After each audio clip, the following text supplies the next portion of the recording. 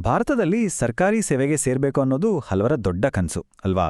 ಆದ್ರೆ ಆ ಕನ್ಸಿನ ನನ್ಸು ಮಾಡ್ಕೊಳ್ಳೋಕಿರೋ ದಾರಿಗಳು ಯಾವುದೋ? ಅದರಲ್ಲೂ UPSC CSE ಮತ್ತೆ SSC CGL ಎರಡು ಪರೀಕ್ಷೆಗಳ ಬಗ್ಗೆ ಖಂಡಿತ ಕೇಳಿರ್ತೀರಿ. ಇವೆರಡರ ನಡುವೆ ಇರೋ ವ್ಯತ್ಯಾಸ ಏನು? ಯಾವ ದಾರಿ ನಮ್ಮ ಗುರಿಗೆ ಸರಿಹೊಂದುತ್ತೆ ಅನ್ನೋದನ್ನ ತಿಳ್ಕೊಳ್ಳೋದು ತುಂಬಾನೇ ಮುಖ್ಯ. ಬನ್ನಿ ಈ ವಿಶ್ಲೇಷಣೆಯಲ್ಲಿ ಅದನ್ನೇ ವಿವರವಾಗಿ ನೋಡೋಣ. ಸಾರ್ವಜನಿಕ ಸೇವೆ ಅಂದ್ರೆ ಒಂದೇ ದಾರಿ ಅಂತಿಲ್ಲ, ತುಂಬಾ ದಾರಿಗಳಿವೆ. ಆದ್ರೆ ನಂಬಿ ಯಾವುದು ಸರಿ ಅನ್ನೋ ಗೊಂದಲ ಇದ್ದೇ ಇರುತ್ತೆ. ಸರಿ, ಆ ಗೊಂದಲಕ್ಕೆ ಉತ್ತರ ಹುಡ್ಕೋಣ ಬನ್ನಿ. ಈ ಎರಡು ದೊಡ್ಡ ಪರೀಕ್ಷೆಗಳನ್ನ ಹೋಲಿಕೆ ಮಾಡಿ ನೋಡಕ್ಕೆ ನಮ್ಮ ಪಯಣವನ್ನ ಶುರು ಮಾಡೋಣ. ಸರಿ, ಈ ಚರ್ಚೆಯಲ್ಲಿ ನಾವು ಏನೆಲ್ಲ ನೋಡ್ತೀವಿ ಅಂದ್ರೆ, ಮೊದಲಿಗೆ ಈ ಎರಡೂ ಪರೀಕ್ಷೆಗಳ ಗುರಿ ಒಂದೇ ಆದರೂ ದಾರಿ ಹೇಗೆ ಬೇರೆ ಅಂತ ಅರ್ಥ ಮಾಡ್ಕೊಳ್ಳೋಣ. ಆಮೇಲೆ ಪರೀಕ್ಷಾ ಮಾದರಿಗಳು ಹೇಗಿವೆ, ಪಠ್ಯಕ್ರಮದಲ್ಲಿರೋ ವ್ಯತ್ಯಾಸಗಳೇನು, ನಮ್ಮ ಶ್ರಮವನ್ನ ಎಲ್ಲಿಗೆ ಹಾಕಿದ್ರೆ ಸರಿ, ಯಶಸ್ಸಿನ ಹಿಂದಿರೋ ಸಂಖ್ಯೆಗಳು ಏನು ಹೇಳುತ್ತೆ, ಹಾಗೆ ಕೊನೆಗೆ ನಮ್ಮದೇ ಆದ ಒಂದು ಸ್ಟಡಿ ಪ್ಲಾನ್ ಮಾಡ್ಕೊಳ್ಳೋದು ಹೇಗೆ ಅಂತಲೂ ನೋಡ್ತೀರಿ. ಇದು ನಮ್ಮ ಆಯ್ಕೆಯನ್ನು ಸುಲಭ ಮಾಡುತ್ತೆ. ಹಾಗಾದ್ರೆ ನಮ್ಮ ಮೊದಲ ವಿಷಯಕ್ಕೆ ಬರೋಣ. ಎರಡೂ ಪರೀಕ್ಷೆಗಳು ಒಂದೇ ಗುರಿ. ನೋಡಿ, SSC CGL ಮತ್ತು UPSC CSC ಇವೆರಡು ಭಾರತೀಯ ಸಾರ್ವಜನಿಕ ಸೇವೆಗೆ ಎಂಟ್ರಿ ಕೊಡೋಕೆ ಇರೋ ಎರಡು ದೊಡ್ಡ ಪ್ರತಿಷ್ಠಿತ ದ್ವಾರಗಳು ಅಂತಾನೆ ಹೇಳ್ಬೋದು. ಇಲ್ಲಿ ಅರ್ಥ ಮಾಡ್ಕೋಬೇಕಿರೋದೇನಂದ್ರೆ, ಇದೊಂದು ಕೇವಲ ಎಕ್ಸಾಮ್ ಆಯ್ಕೆ ಮಾಡ್ಕೊಳ್ಳೋ ವಿಷಯ ಅಲ್ಲ. ಬದಲಿಗೆ ಒಬ್ಬ ಆಕಾಂಕ್ಷಿ ತನ್ನ ವೃತ್ತಿ ಜೀವನದಲ್ಲಿ ಯಾವ ರೀತಿಯ ಪ್ರಯಾಣ ಮಾಡಬೇಕು ಅಂತ ನಿರ್ಧರಿಸೋದು. ಅಂದ್ರೆ ನಮ್ಮ ಸಾಮರ್ಥ್ಯ, ನಮ್ಮ ಗುರಿಗಳಿಗೆ ಯಾವ ಪ್ರಯಾಣ ಹೆಚ್ಚು ಸರಿಹೊಂದುತ್ತೆ ಅನ್ನೋದನ್ನ ಡಿಸೈಡ್ ಮಾಡೋ ಟೈಮ್ ಇದು. ಸರಿ, ಈಗ ಮುಂದಿನ ಹಂತಕ್ಕೆ ಹೋಗೋಣ. ಪರೀಕ್ಷೆಗಳ ರಚನೆಯನ್ನ ಡಿಕೋಡ್ ಮಾಡೋಣ. ನೋಡಿ, ಯಾವುದೇ ಒಂದು ಸ್ಪರ್ಧೆಗೆ ಇಳಿಯೋ ಮುಂಚೆ ಅದರ ನಿಯಮಗಳನ್ನ ತಿಳ್ಕೊಳ್ಳೋದು ಎಷ್ಟು ಮುಖ್ಯ ಅಲ್ವಾ? ನಿಯಮಗಳು ಗೊತ್ತಿದ್ರೆ ತಾನೇ ಆಟ ಗೆಲ್ಲೋಕ್ ಸಾಧ್ಯ. ಇವೆರಡರ ರಚನೆಯಲ್ಲಿ ಒಂದು ದೊಡ್ಡ ವ್ಯತ್ಯಾಸ ಇದೆ. UPSC ಅಂದ್ರೆ ಅದೊಂದು 3 ಹಂತದ ಮ್ಯಾರಥಾನ್ ಇದ್ದ ಹಾಗೆ. ಇಲ್ಲಿ ತಾಳ್ಮೆ ಬೇಕು, ಆಳವಾದ ಜ್ಞಾನ ಬೇಕು. ಆದರೆ SSC CGL ಹಾಗಲ್ಲ, ಅದೊಂದು 2 ಹಂತದ ಸ್ಪ್ರಿಂಟ್, ಅಂದ್ರೆ ವೇಗದ ಓಟ. ಇಲ್ಲಿ ವೇಗ ಮತ್ತೆ ನಿಖರತೆನೇ ಕಿಂಗ್. SSC CGLನ ಮೊದಲ ಹಂತ ಟೈರ್ 1 ಇದೆಯಲ್ಲ, ಅದು ಪಕ್ಕಾ ಸ್ಪೀಡ್ ಟೆಸ್ಟ್. ಯೋಚನೆ ಮಾಡಿ, 60 ನಿಮಿಷದಲ್ಲಿ 100 ಪ್ರಶ್ನೆಗಳು. ಅಂದ್ರೆ ಒಂದು ಪ್ರಶ್ನೆಗೆ 1 ನಿಮಿಷ ಕೂಡ ಸಿಗಲ್ಲ. ಇಲ್ಲಿ ಟೈಮ್ ಮ್ಯಾನೇಜ್ಮೆಂಟ್ ಮತ್ತೆ ತಪ್ಪು ಮಾಡದೇ ಇರೋದು ತುಂಬಾನೇ ಇಂಪಾರ್ಟೆಂಟ್.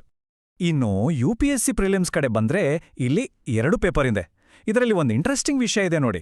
GS ಪೇಪರ್ 1ರ ಸ್ಕೋರು ಕಟ್ ಆಫ್ ಡಿಸೈಡ್ ಮಾಡುತ್ತೆ. ಆದ್ರೆ ಪೇಪರ್ 2 ಅಂದ್ರೆ CSET ಅದೊಂದು ಕ್ವಾಲಿಫೈಯಿಂಗ್ ಪೇಪರ್ ಅಷ್ಟೇ. ಅಂದ್ರೆ ಅದರಲ್ಲಿ ಕನಿಷ್ಠ 33% ಮಾರ್ಕ್ಸ್ ತಗೊಂಡ್ರೆ ಮಾತ್ರ ನಿಮ್ಮ ಮೊದಲ ಪೇಪರ್ ವ್ಯಾಲ್ಯೂಯೇಷನ್ಗೆ ಹೋಗುತ್ತೆ, ಇಲ್ಲಾಂದ್ರೆ ಇಲ್ಲ. ಓಕೆ, ಪರೀಕ್ಷೆ ರಚನೆ ಹೇಗಿರುತ್ತೆ ಅಂತ ಗೊತ್ತಾಯ್ತು. ಈಗ ಸಿಲೆಬಸ್ ಕಡೆ ಗಮನ ಹರಿಸೋಣ. ಯಾವ ಪರೀಕ್ಷೆಗೆ ಎಷ್ಟರ ಮಟ್ಟಿಗಿನ ಜ್ಞಾನ ಬೇಕು, ಅದರ ವಿಸ್ತಾರ ಎಷ್ಟು, ಆಳ ಎಷ್ಟು ಅನ್ನೋದನ್ನ ನೋಡೋಣ ಬನ್ನಿ. ಈ ಎರಡೂ ಪರೀಕ್ಷೆಗಳಲ್ಲೂ ಕೆಲವು ಕಾಮನ್ ಸಬ್ಜೆಕ್ಟ್ಸ್ ಇವೆ. ಉದಾಹರಣೆಗೆ ಜನರಲ್ ಇಂಟೆಲಿಜೆನ್ಸ್ ಮತ್ತು ರೀಸನಿಂಗ್, ಕ್ವಾಂಟಿಟೇಟಿವ್ ಆಪ್ಟಿಟ್ಯೂಡ್, ಇಂಗ್ಲಿಷ್, ಹಾಗೆ ಜನರಲ್ ಅವೇರ್ನೆಸ್. ಅಂದ್ರೆ ಒಂದು ಪರೀಕ್ಷೆಗೆ ತಯಾರಿ ನಡೆಸಿದ್ರೆ ಅದು ಇನ್ನೊಂದಕ್ಕೂ ಸ್ವಲ್ಪ ಮಟ್ಟಿಗೆ ಹೆಲ್ಪ್ ಆಗೇ ಆಗುತ್ತೆ.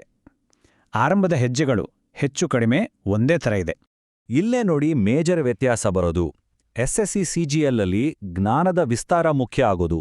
ಅಂದ್ರೆ ಏನು ಅನ್ನೋ ಪ್ರಶ್ನೆಗೆ ಉತ್ತರ ಗೊತ್ತಿರಬೇಕು. ಇತಿಹಾಸ, ಭೂಗೋಳ, ರಾಜಕೀಯದ ಬಗ್ಗೆ ಒಂದು ಜನರಲ್ ಅವೇರ್ನೆಸ್ ಇದ್ರೆ ಸಾಕು. ಆದರೆ UPSC ಹಾಗಲ್ಲ, ಅಲ್ಲಿ ಆಳವಾದ ಜ್ಞಾನ ಬೇಕು. ವಿಷಯದ ಏಕೆ, ಹೇಗೆ ಅನ್ನೋ ವಿಶ್ಲೇಷಣೆ ಮಾಡೋಕ್ ಬರಬೇಕು. ಇದು ಕೇವಲ ಜ್ಞಾನದ ಪರೀಕ್ಷೆ ಅಲ್ಲ, ಬದಲಿಗೆ ವಿಶ್ಲೇಷಣಾ ಸಾಮರ್ಥ್ಯದ ಪರೀಕ್ಷೆ. ಸರಿ, ಈಗ ನಾವು ಈ ಚರ್ಚೆಯ ತುಂಬಾನೇ ಇಂಪಾರ್ಟೆಂಟ್ ಭಾಗಕ್ಕೆ ಬಂದಿದ್ದೀವಿ, ಸ್ಟ್ರಾಟಜಿ. ಅಂದ್ರೆ ಸುಮ್ಮನೆ ಹಾರ್ಡ್ ವರ್ಕ್ ಮಾಡಿದ್ರೆ ಸಾಲದು, ಸ್ಮಾರ್ಟ್ ವರ್ಕ್ ಮಾಡಬೇಕು. ಯಾವ ವಿಷಯಕ್ಕೆ ಹೆಚ್ಚು ಪ್ರಾಮುಖ್ಯತೆ ಕೊಡಬೇಕು ಅಂತ ತಿಳ್ಕೊಂಡು ಓದೋದು ಹೇಗೆ ಅನ್ನೋದನ್ನ ನೋಡೋಣ. UPSC ಪ್ರಿಲಿಮ್ಸ್ GS ಪೇಪರ್ 1 ಅನ್ನ ನೋಡಿದ್ರೆ ಕರೆಂಟ್ ಅಫೇರ್ಸ್ ಮತ್ತೆ ಪಾಲಿಟಿಗೆ ಸಿಕ್ಕಾಪಟ್ಟೆ ವೇಟೇಜ್ ಇದೆ. ನೋಡಿ, ಸುಮಾರು 23% ಪ್ರಶ್ನೆಗಳು ಕರೆಂಟ್ ಅಫೇರ್ಸ್ನಿಂದ ಬಂದ್ರೆ 19% ಪಾಲಿಟಿಯಿಂದ ಬರುತ್ತೆ. ಅಂದ್ರೆ ನಮ್ಮ ತಯಾರಿಯಲ್ಲಿ ಇವೆರಡಕ್ಕೂ ಹೆಚ್ಚು ಫೋಕಸ್ ಮಾಡಲೇಬೇಕು. ಇದು ನಮಗೆ ಸರಿಯಾದ ದಿಕ್ಕನ್ನ ತೋರಿಸುತ್ತೆ. ಇನ್ನು SSC CGL ರೀಸನಿಂಗ್ ಕಡೆ ಬಂದ್ರೆ ಕೆಲವು ಟಾಪಿಕ್ಸ್ ತುಂಬ ಸ್ಕೋರಿಂಗ್. ಉದಾಹರಣೆಗೆ ಕೋಡಿಂಗ್, ಡಿಕೋಡಿಂಗ್ ಮತ್ತೆ ಅನಾಲಜಿ. ಇವೆರಡರಿಂದಲೇ ಸುಮಾರು 4 ಪ್ರಶ್ನೆಗಳು ಬಂದ್ಬಿಡುತ್ತೆ. ಅಂದ್ರೆ ಈ ಟಾಪಿಕ್ಗಳನ್ನು ಚೆನ್ನಾಗಿ ಪ್ರಾಕ್ಟೀಸ್ ಮಾಡಿದ್ರೆ ಸಾಕು, ಒಳ್ಳೆ ಸ್ಕೋರ್ ಮಾಡ್ಬೋದು. ನಮ್ಮ ಪ್ರಯತ್ನಕ್ಕೆ ತಕ್ಕ ಪ್ರತಿಫಲ ಗ್ಯಾರಂಟಿ. ಇನ್ನು ಕ್ವಾಂಟ್ಸ್ ವಿಷಯಕ್ಕೆ ಬಂದ್ರೆ ಡೇಟಾ ಇಂಟರ್ಪ್ರಿಟೇಷನ್ ಅಂದ್ರೆ DI ಇದನ್ನಂತೂ ಮಿಸ್ ಮಾಡೋ ಹಾಗೆ ಇಲ್ಲ. ಯಾಕಂದ್ರೆ ಇದೊಂದೇ ಟಾಪಿಕ್ನಿಂದ ಸುಮಾರು 5 ಪ್ರಶ್ನೆಗಳು ಬರುತ್ತೆ.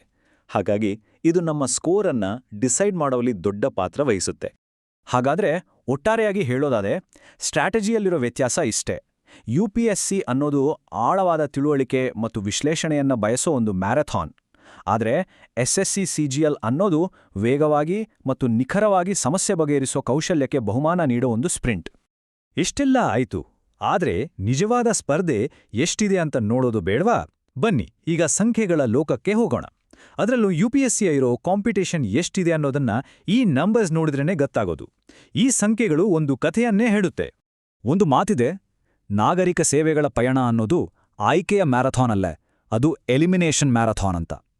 ಇದರ ಅರ್ಥ ಏನ್ ಗೊತ್ತಾ? ಇಲ್ಲಿ ಆಯ್ಕೆ ಆಗೋದಕ್ಕಿಂತ ಹೆಚ್ಚಾಗಿ ಪ್ರತಿ ಹಂತದಲ್ಲೂ ಲಕ್ಷಾಂತರ ಜನರನ್ನ ಹಿಂದಿಕ್ಕಿ ಮುಂದೆ ಹೋಗ್ಬೇಕಾಗತ್ತೆ. ಮೊದಲನೇ ಸಂಖ್ಯೆ ನೋಡಿ, ಸುಮಾರು 9,92,000.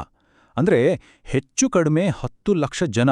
ಅಪ್ಪಾ, 2024ರಲ್ಲಿ ಇಷ್ಟು ಜನ UPSC ಪರೀಕ್ಷೆಗೆ ಅಪ್ಲೈ ಮಾಡಿದ್ದಾರೆ. ಭಾರತದ ಅತಿದೊಡ್ಡ ಸ್ಪರ್ಧಾತ್ಮಕ ಪರೀಕ್ಷೆಗಳಲ್ಲಿ ಇದು ಒಂದು ಅನ್ನೋಕೆ ಇದಕ್ಕಿಂತ ದೊಡ್ಡ ಸಾಕ್ಷಿ ಬೇಕಾ ಹೇಳಿ? ಆದರೆ ಪ್ರಿಲಿಮ್ಸ್ ಪರೀಕ್ಷೆ ಆದ್ಮೇಲೆ ಏನಾಗುತ್ತೆ ಗೊತ್ತಾ? ಆ 10 ಲಕ್ಷದ ಸಂಖ್ಯೆ ಬರೀ 14,000ಕ್ಕೆ ಇಳಿದು ಬಿಡುತ್ತೆ. ಅಂದ್ರೆ 98% ಹೆಚ್ಚು ಜನ ಮೊದಲ ಹಂತದಲ್ಲೇ ರೇಸ್ನಿಂದ ಔಟ್. ಸ್ಪರ್ಧೆ ಎಷ್ಟು ಟಫ್ ಇದೆ ಅನ್ನೋದಕ್ಕೆ ಇದೊಂದು ಸಣ್ಣ ಉದಾಹರಣೆ ಅಷ್ಟೇ. ಇನ್ನೂ ಮುಂದೆ ಹೋದ್ರೆ ಕೊನೆಗೆ ಫೈನಲ್ ಲಿಸ್ಟ್ನಲ್ಲಿರೋದು ಬರೀ 1,009 ಜನ ಮಾತ್ರ. ಅಂದ್ರೆ ಸಕ್ಸೆಸ್ ರೇಟ್ 0.1%ಗಿಂತನೂ ಕಡಿಮೆ. ಈ ನಂಬರ್ಸ್ ಕೇಳಿ ಭಯಪಡಬೇಡಿ, ಬದಲಿಗೆ ರಿಯಾಲಿಟಿ ಏನಂತ ಅರ್ಥ ಮಾಡ್ಕೊಂಡು ಇನ್ನಷ್ಟು ದೃಢ ಸಂಕಲ್ಪದಿಂದ ತಯಾರಿ ನಡೆಸೋಕೆ ಇದೊಂದು ಸ್ಫೂರ್ತಿಯಷ್ಟೇ.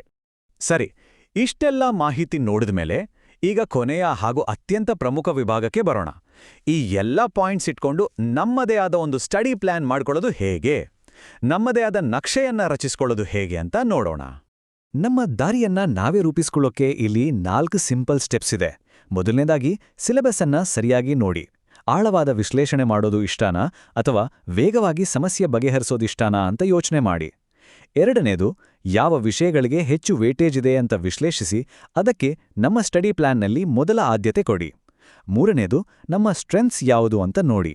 ಆಳವಾದ ಅನಾಲಿಸಿಸ್ ನಮ್ಮ ಶಕ್ತಿನ ಅಥವಾ ಸ್ಪೀಡ್ ಮತ್ತೆ ಆಕ್ಯುರೆಸಿನ, ಅದಕ್ಕೆ ತಕ್ಕ ಪರೀಕ್ಷೆಯನ್ನ ಆಯ್ಕೆ ಮಾಡಿ.